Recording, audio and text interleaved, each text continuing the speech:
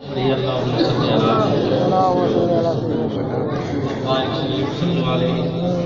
علیکم یا رسول اللہ صلی اللہ علیہ وسلم۔ آپ لوگ گھبرائے نہیں، اس لیے کسی اور محفل میں نہیں بیٹھے ہوئے ہیں، ان کے لیے ایصال ثواب کی خاطر بیٹھے ہوئے ہیں۔ آپ ان کے لیے بیٹھیں گے تو انشاءاللہ تعالی آپ کے مرنے کے بعد آپ کے لیے بھی لوگ بیٹھیں گے۔ تو میں زیادہ دیر نہیں تو آدھا گھنٹہ سے کم بھی نہیں۔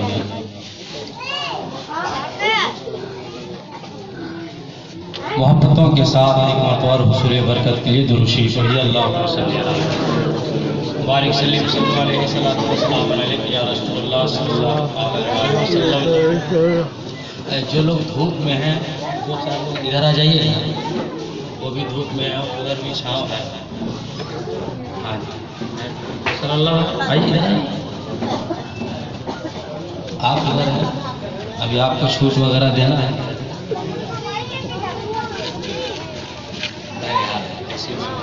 بول رہا میں نے خطبہ مسئلہ کے بعد بہت ہی مشہور و معروف آیت مبارکہ تلاوت کرنے کا شرف حاصل کیا، اگرچہ اس کا ترجمہ آپ کو یاد ہے، لیکن پھر بھی میں برکتیں حاصل کرنے کے لیے اس کا ترجمہ پیش کر رہا ہوں۔ ہم سبوں کا پالن ہار، ہم سبوں کا پروردگار ارشاد فرماتا ہے کل نفس ذائقۃ الموت، ہر نفس کو موت کا مزہ چکھنا ہے۔ موت ہے موت، موت تو موت ہی ہوتی ہے، تو پھر مزہ کہاں؟ موت تو موت ہی ہوتی ہے، پھر مزہ کہاں؟ پھر دوسرے میں چکھنا۔ موت کے نام سے اچھے اچھے پہلوانوں کے بھی پسینے چھوٹنے لگتے ہیں، لیکن اللہ رب العزت نے فرمایا ہر نفس کو موت کا مزہ چکھنا ہے۔ اب آدمی چاہے تو موت کو اپنے لیے موت کو چکھنا بنائے یا مزہ بنائے، یا پھر موت ہی موت بنائے۔ موت بہت جسم کو ہوتی ہے نا۔ اب وہاں ہمارے حاجی تجمل صاحب چلے گئے، ان کے چہرے کو میں نے دیکھا، ایسا لگا کہ ایسے ہی آرام کر رہے ہیں، ایسے ہی آرام کر رہے ہیں، تو اللہ کا شکر ہے۔ تو موت ہمارے رات کے لیے ہے، جس کے اندر جان پائی جاتی ہے اس کے لیے موت ہے۔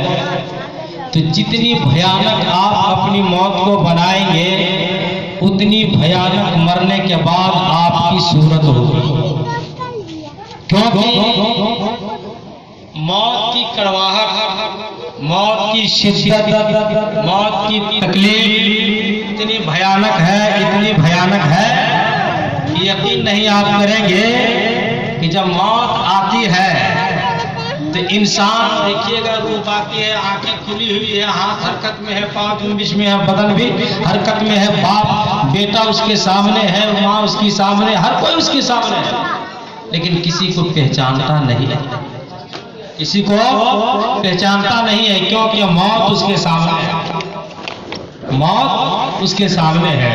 تو جتنی اچھی آپ موت بنائیں گے اتنی اچھی آپ کے لیے خیریت بنے گی۔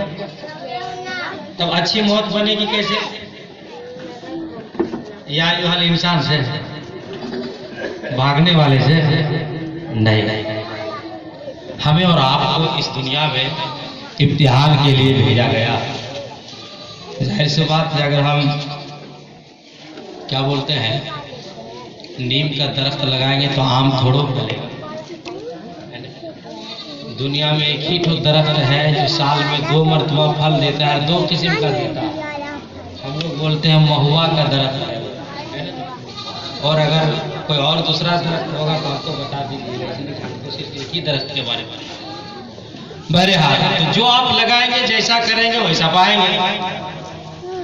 تو کل نفس ذائقۃ الموت، ہر نفس کو موت کا مزہ چکھنا ہے۔ اب موت کا مزہ چکھنا کوئی دو رائے نہیں ہے، اچھے اچھے طاقتور بھی اسی موت کے ذریعے سے چلے گئے، غریب بھی چلے گئے، امیر بھی چلے گئے، رئیس بھی چلے گئے، نمرود و قارون فرعون چلے گئے، ہم لوگ بھی چلے جائیں گے ایک نہ ایک دن۔ जैसे हाजी तजमुल साहब तशरीफ ले गए, हम लोग भी चले जाएंगे। इसलिए ना कोई बाकी रहा है ना रहेगा। ये दुनिया को फना होना है, बाकी रहने वाली अल्लाह की ज़ात है।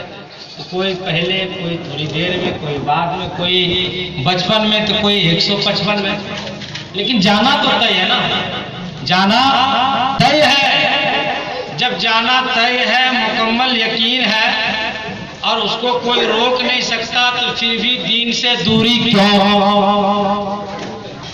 इस्लाम से दूरी क्यों, नेक कामों से दूरी क्यों, परहेजगारी से दूरी क्यों, तकवा से दूरी क्यों, अच्छाई से दूरी क्यों? हम जब आए हैं, अल्लाह ने हमें गुनहगार बना करके नहीं भेजा है। हम जब आए हैं, मिट्टी से हम आए हैं, तो हम गुनहगार नहीं थे। मिट्टी से जब हम आए तो सियाहकार नहीं थे। मिट्टी से जब हम आए हैं तो सियासियार नहीं थे। मिट्टी से जब हम दुनिया में आए तो हम पापी नहीं थे। मिट्टी से जब हम दुनिया में आए तो खताकार नहीं थे। लेकिन जब आ गए हैं तो मिट्टी ही में जा रहे हैं, तो गुनहगार होकर के जा रहे हैं, खताकार होकर के जा रहे हैं, सियासियार होकर के जा रहे हैं, पापी होकर के जा रहे हैं। मतलब क्या है? मतलब ये है, अल्लाह ने हमें भेज दिया है, ऐ मेरे बंदे, मैंने तेरे अंदर अक्ल और शऊर दे दिया है। तू अच्छा को समझ सकता है, बुरा को समझ सकता है। अब तेरे लिए है, तू नेक बन करके आ या गुनहगार। लेकिन आज भी लोग अपने आप को संभाल नहीं पाते हैं, ना चाहते हुए भी गुनाह हो जाता है, गुनाह हो जाता है। एक हो जाता है, एक जबरदस्ती कर लेता है। दोनों में जमीन और आसमान का फर्क है। वो जानता है कि गुनाह है, फिर भी वो गुनाह कर लेता है। मुसलमानों, मरने के बाद कोई आपको बचाने वाला नहीं, सिवाय आपके अमाल जैसे होंगे, आपके अमाल जैसे होंगे। जब रूह निकलती है ना, जब रूह निकलती है, घर वाले रोते हैं। सिर्फ हाजी तजमुल साहब की बात नहीं कर रहा, अक्सर लोगों के घर वाले रोते हैं। मलकुल मौत दरवाजे पे खड़े हो जाते हैं और कहते हैं कि इसमें हमारी कोई गलती नहीं है, इसका वक्त पूरा हो गया था। तब जाहिर सी बात है, वक्त पूरा हो गया था तो ऐसे ही चला जाना चाहिए, बीमारी की क्या बात है। मलकुल मौत पहले, एक सहाबी हैं, रावी है उस हदीस के, कि मेरे आका फरमाते हैं कि मलकुल मौत पहले बगैर बहाने ही के रूह निकाल लेते। कोई सर दर्द नहीं, कोई बीमारी नहीं, कोई बुखार नहीं, कुछ नहीं, आए निकाल लेते। तो घर वाले लोग उनको बुरा भला कहने लगे। मलकुल मौत ने शिकायत की कि मेरे परवरदिगार, तूने ऐसी ड्यूटी हमको दे दी है कि गाली सुनना पड़ता है। तो कहा तो इसमें क्या है, तेरी राय क्या है? और मेरा तो कोई कसूर नहीं है, वो तेरे हुक्म की मैं पाबंदी कर रहा हूँ, तो फिर लोग गाली देते हैं तो अच्छा नहीं लगता, नहीं लगता है। अच्छा ठीक है, जाओ, आज के बाद हम बहाना बनाएंगे। तब से कोई न कोई मौत का बहाना बन जाता है, कोई भी बीमारी का बहाना बन जाता है। पहले नहीं बनता था, अब पहले नहीं बनता था, फिर भी आते थे मलकुल मौत। अब बनेगा फिर भी आएंगे, लेकिन वो तो आएंगे, वो आएंगे ही। हजरत दाऊद अलैहिस्सलाम की बारगाह में मलकुल मौत ये नहीं देखते कौन बच्चा है, कौन बूढ़ा है, कौन छोटा है, कौन क्या है, उनको ताना आना है। हजरत दाऊद अलैहिस्सलाम की बारगाह में देखिए सब सातों खैरात, ये भी अंदाजा कीजिएगा। आज हम देखते हैं मस्जिद में बहुत आदमी तो देते हैं, 10-5 बहुत तो देते हैं, लेकिन बहुत आदमी चुपचाप बैठा हुआ लगता है कि इमाम साहब आ करके किसी का निकाह पढ़ाएंगे, 5 रुपया भी लेकर के नहीं जा रहा है। बुरा मत मानिएगा मेरी बातों को। हफ्ता में एक रोज क्या 5-10 रुपया नहीं दे सकते हैं? दे सकते हैं, क्योंकि हफ्ते में एक रोज जुम्मे की बात है। पूरे हफ्ता में न जाने आदमी कितना भी खर्च कर देता है, कोई हिसाब नहीं। लेकिन जब वहाँ बोला जाता है तामीर मस्जिद के लिए जो होता है, आपके यहाँ जो दस्तूर है उसका ऐलान होता है, तो बहुत आदमी चुपचाप बैठा हुआ रहता है। हम देखते हैं कि ठीक है वो नहीं उठ पा रहा है तो किसी को दे करके भेज देगा, लेकिन दे करके भी नहीं भेजता। मेरी बातों पे बुरा मत मानिएगा, वो आपके लिए मैं बोल रहा हूँ। 5-10 रुपये के कोई माना नहीं देता। क्यों?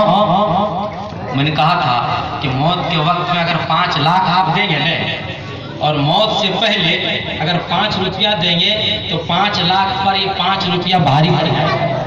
इसलिए कि जो 5 लाख आप दे रहे हैं, मौत को देख करके दे रहे हैं, मुसीबतों को देख करके दे रहे हैं, और जो 5 रुपया आप दे रहे हैं वो कोई चीज़ को देख करके नहीं दे रहे हैं। कोशिश करें, हफ्ता में एक मरतबा तो मौका मिलता है, खाली ना रहे, कुछ ना कुछ आप दें। वहाँ पर क्या है, सारे लोग गवाह हैं, खुदा के घर गवाह है, मेरा रब गवाह है, तो फिर इसमें शर्माने की क्या बात है। बहरहाल हज़रत दाऊद अलैहिस्सलाम की बारगाह में एक शख्स बैठा हुआ था, मलकुल मौत आ गए, कहा कि है अल्लाह के नबी, ये नौजवान है ना, कौन है कौन है। हज़रत दाऊद अलैहिस्सलाम ने कहा कि ये मुसलमान है, मेरा ही कलमा पढ़ता है, 6 दिन पहले शादी हुई है, बस 6 दिन पहले शादी हुई है, 6 दिन के बाद मैं इसकी रूह कब्ज कर लूँगा।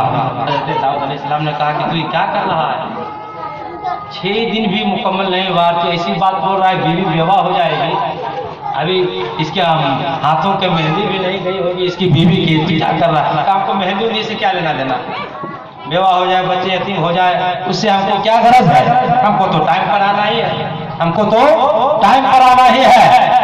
अब मलकुल मौत ये कह करके चले गए। चले जाने के बाद वो जवान घर जा रहा था, उसे मालूम नहीं कि मेरी रूह 6 दिन के बाद निकलने वाली है। अब वो घर गया, किसी गरीब मुहताज की आवाज आई, यानी घर से वो घर में था, आवाज आई, कहा मैं भूखा हूँ, हमें कोई खाना खिला दे, मैं भूखा हूँ, हमें कोई खाना खिला दे। घर में कुछ था नहीं, तो कुछ रकम, उस जमाने की जो रकम चलती थी, कुछ थे, अपने शरीक हयात से कहा कि तेरे पास कुछ है, कहाँ, बोल हाँ मेरे पास भी कुछ है।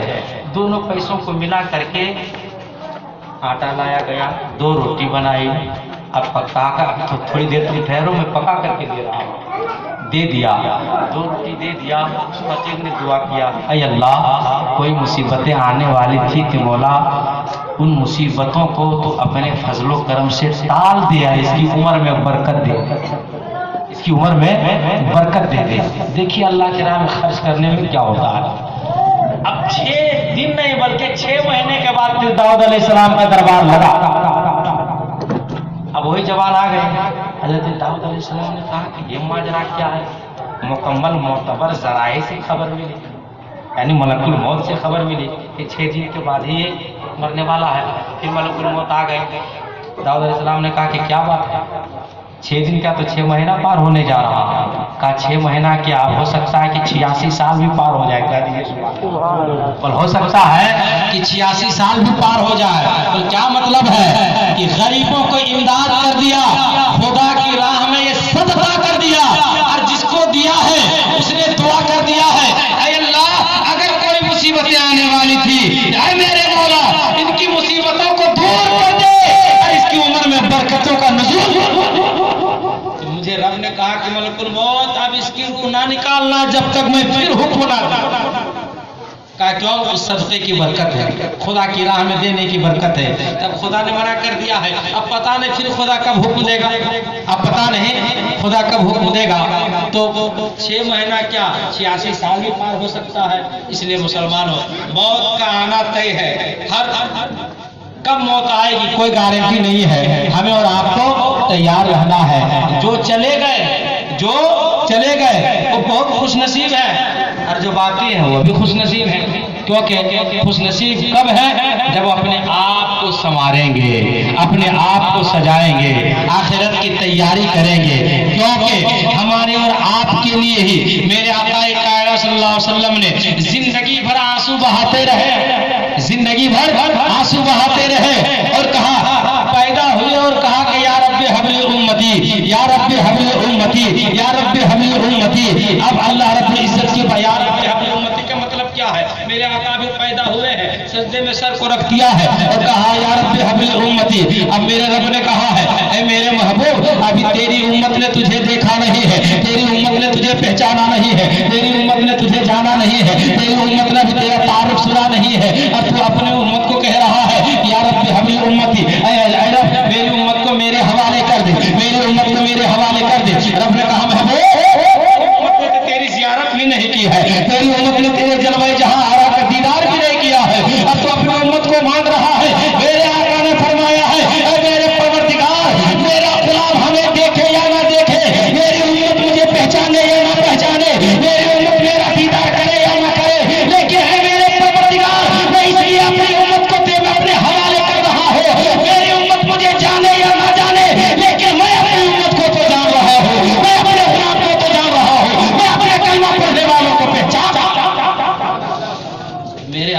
آئے تو ہمارے اور آپ کے لیے، گئے تو نہ بھیج رہے تھے یا اللہ میری امت کو میرے حوالے کر دے، میری امت کو میرے حوالے کر دے۔ حضور مانگ رہے ہیں رب سے کہ میرے حوالے کر دے، اور ہم بھاگ رہے ہیں اے مسلمانوں، وقت کو غنیمت جانو، وقت کو غنیمت نہ جانو، وقت کو غنیمت جانو۔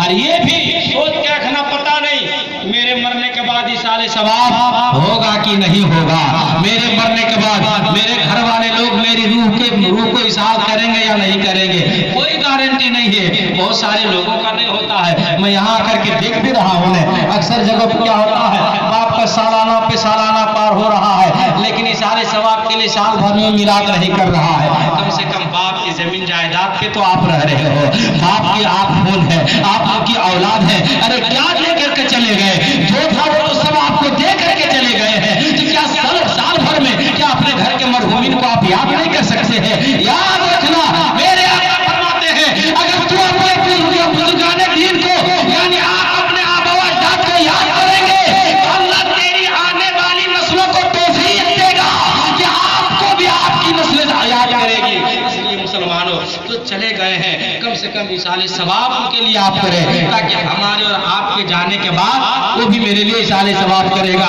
اب ایصال ثواب اگر کوئی کرتا ہے تو ہوتا کیا ہے؟ کوئی کرتا ہے تو ہوتا کیا ہے؟ اب ہماری تقریر یہاں سے شروع ہو رہی کئی صبح، سب سے پہلے ہم ایسے ہی بول رہے تھے، کلو نفس ذائقۃ الموت، ہر نفس کو موت کا مزہ چکھنا ہے۔ میرے آقا فرماتے ہیں من میت فی القبر الا کالغریق المتغوط، ہاں اس میں بڑے سبحان اللہ سبحان اللہ۔ اچھا آپ لوگ گھبرا تو نہیں رہے ہیں؟ نہیں گھبرائیے گا تو بولیے گا، اس لیے کہ ہر جمعہ تو ہم کو بولنا ہی پڑے گا، نہیں سنیے گا پھر بھی ہم کو بولنا پڑے گا۔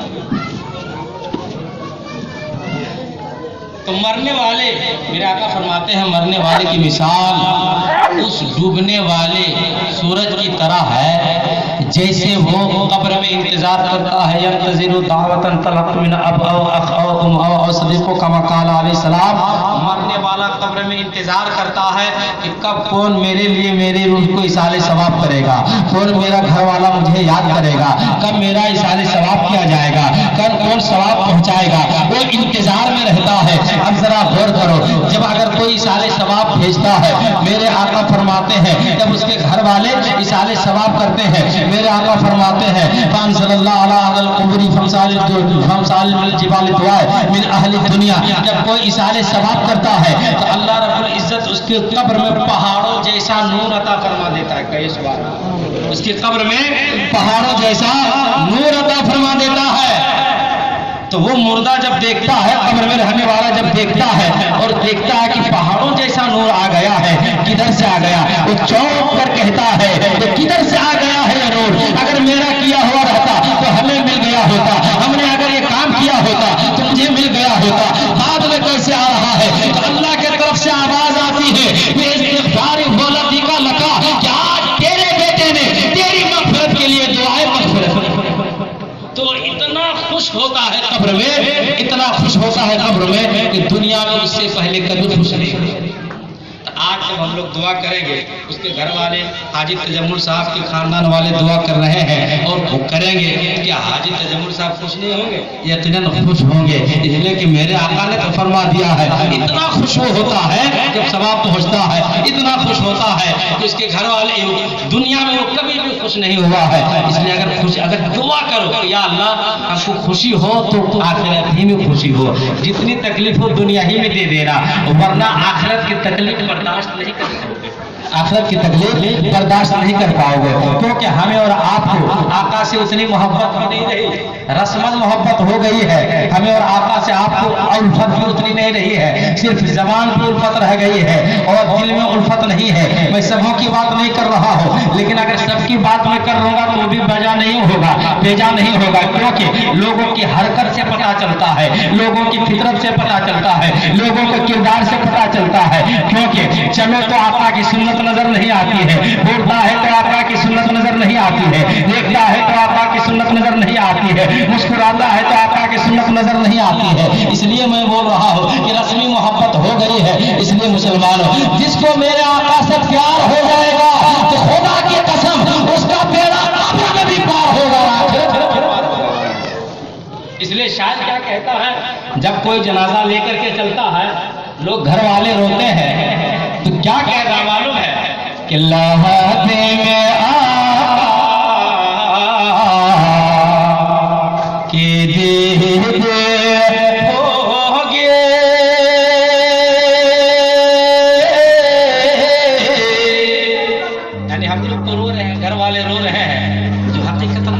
محبت کرتا ہے، جب جنازہ لے کر کے چلتا ہے تو گھر والے روتے ہیں، آنسو بہاتے ہیں، تو وہ کیا کہتا ہے کہ لہدے میں آقا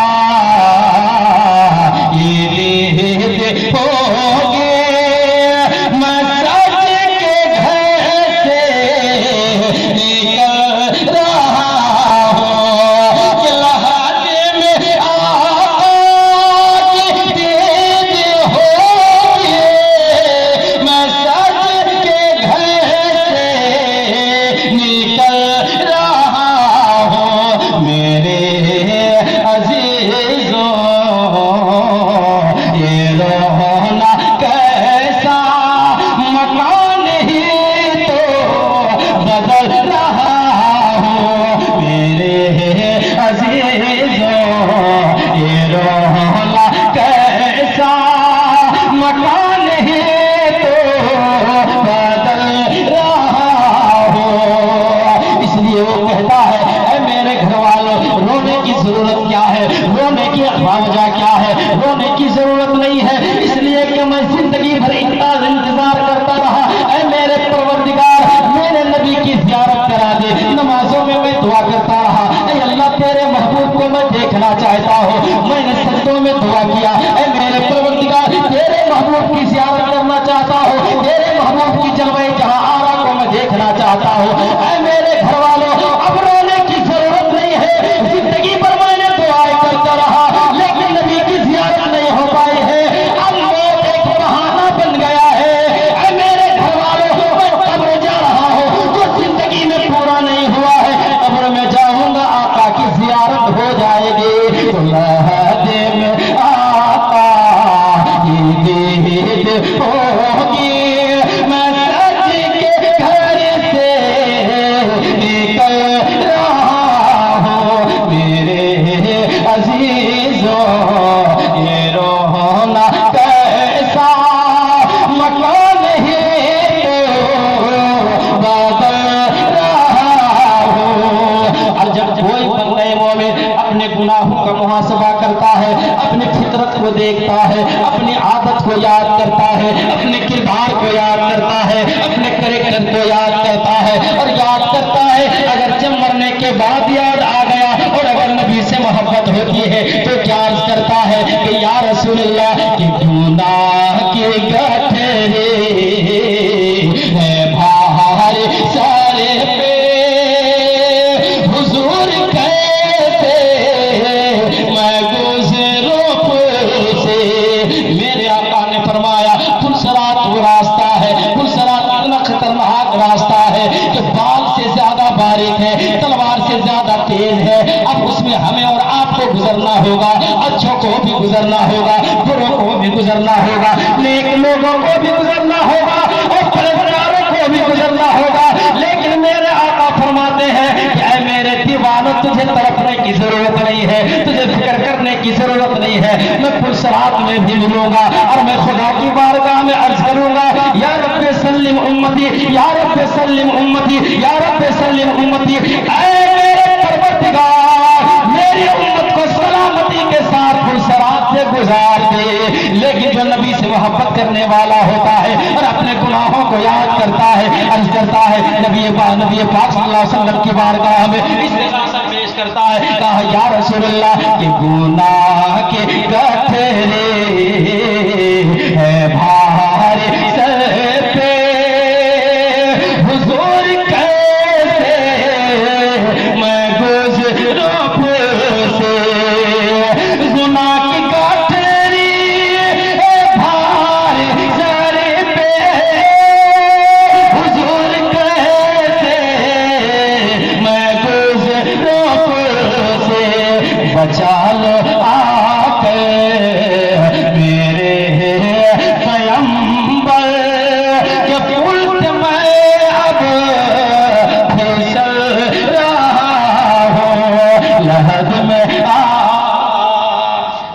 حضرت عمر فاروق کا آپ نے نام سنا ہے نا؟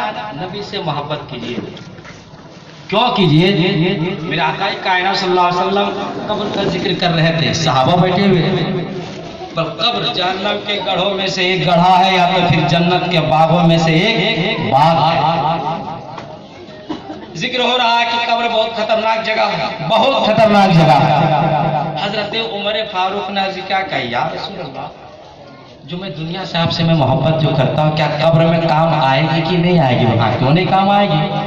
تم جس کے ساتھ جس طرح محبت کرتے ہو اسی کے ساتھ مرنے کے بعد میرا اس کے ساتھ حشر ہوگا. کہا ٹھیک ہے، اب تو قبر کا ٹینشن مت دلائیے، قبر کا ٹینشن مت دلائیے. کیوں؟ کہا کیوں ہی قبر پہ جاؤں گا میں عرض کروں گا کہ اے قبر سن لو، میں کسی اور کا دیوانہ نہیں ہوں، تو جس کے صدقے پیدا کی گئی ہے اسی کا میں دیوانہ ہوں. یا رسول اللہ مجھے قبر کی کوئی فکر نہیں ہے. تو ہم اور آپ یہ دعویٰ پیش کر سکتے ہیں کب؟ جب نبی سے محبت ہوگی تب. ایک صحابی رسول ہے، انہوں نے کہا میرے آقا کی بارگاہ میں آ گئے، بہت کچھ عرض کیا، مختصر بہت کچھ عرض کیا. کہا کیا پوچھا؟ کہا یا رسول اللہ قیامت کب آئے گی؟ قیامت کب آئے گی؟ میرے آقا کائنات صلی اللہ علیہ وسلم نے عرض کیا، فرمایا کہ قیامت کے بارے تو پوچھ رہے ہو، قیامت کے لیے تو نے کیا تیاری ہے؟ صحابی تھے، وہابی نہیں تھے. اگر وہ چاہتے تو کہہ تو سکتے تھے کہ میں نماز پڑھتا ہوں تو نماز قیامت کی تیاری تو ہے، روزے رکھتا ہوں قیامت کی تیاری ہے، یہ سب کچھ کر رہا ہے تو قیامت ہی کی تیاری ہے نا. انہوں نے کہا نہیں. کہا یا رسول اللہ میں نمازیں پڑھتا ہوں، میں روزہ رکھتا ہوں، زکات و خیرات میں نے دیے ہیں، سب کچھ میں نے کیا ہے، لیکن میں پوچھ رہا ہوں اس لیے کہ اور میں تیاری کروں. کہا تیری تیاری کس طرح کا ہو رہی ہے؟